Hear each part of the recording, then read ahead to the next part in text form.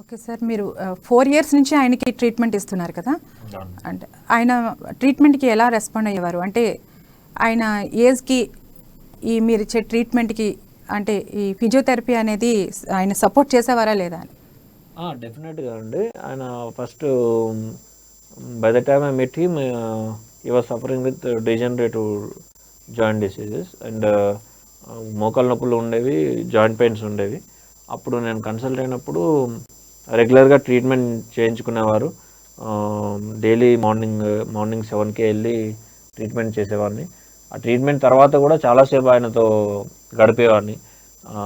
Treatment అయిన తర్వాత 2-3 గంటలు ఆయన దగ్గరే ఉండి ఆయన చెప్పే విషయాలు కానీ, ఇంకొకటి ఏంటంటే యాజ్ ఎ డాక్టర్గా నేను ఆయనకు చెప్పడం ఒక ఎత్తైతే, ఆయన కూడా నాకు హెల్త్ ట్రిక్స్ ఇచ్చేవాళ్ళు. ఎందుకంటే ఆయన ఒకప్పుడు నటుడిగా తన నట ప్రస్థానం మొదలుపెట్టినప్పటి నుండి ఆయన మెయిన్గా విలన్గా ప్రసిద్ధి.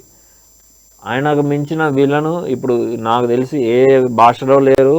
అసలు ఈ భూ ప్రపంచంలోనే కైకాల సత్యనారాయణ గారిని మించిన విలను ఇంతవరకు ఎవరు చూడలేదు, ఇప్పుడు తర్వాత కూడా రాబోరు.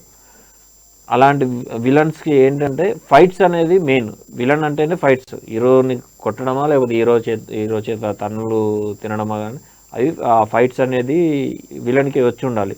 అలాంటి ఫైట్స్ చేసే నేపథ్యంలో ఆయన పాటించే ట్రిక్స్, అంటే దెబ్బలు తగలకుండా పాటించే ట్రిక్స్ కానీ, ఒకళ్ళు దెబ్బలు తగిలితే దాని నుంచి కోలుకునే టిప్స్ కానీ, ఇవన్నీ ఆయనకు మా డాక్టర్స్కి తెలిసిన దానికంటే ఇంకెక్కువ పర్సనల్గా ఎక్స్పీరియన్స్ ఉంది కాబట్టి ఆయన కూడా నాకు చెప్పేవాళ్ళు.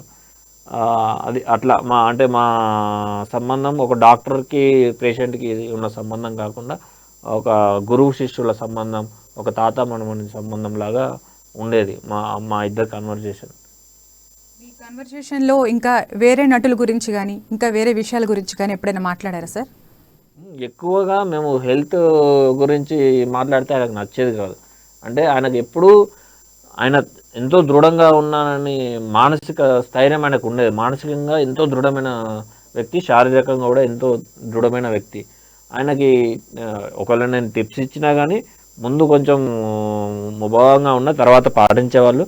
అంటే కొంచెం ఆయన ఆ మొండితనం ఉండేది. అంటే నేను ఫిట్ అనే మొండితనం ఉండేది. ఆ మొండితనం అంటే దాని మొండితనం అనే దానికంటే దృఢత్వం, మానసిక దృఢత్వంతో ఆయన మనోబలంతో ఉండేవాళ్ళు ఎప్పుడు.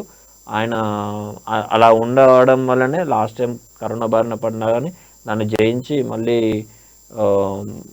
మామూలు మనిషిగా నిలవడం జరిగింది. కానీ దురదృష్టం ఏంటంటే ఈ నిన్న ఆయన దేవుని దగ్గరికి వెళ్ళడం అనేది అది మన దురదృష్టం అనుకోవాలండి.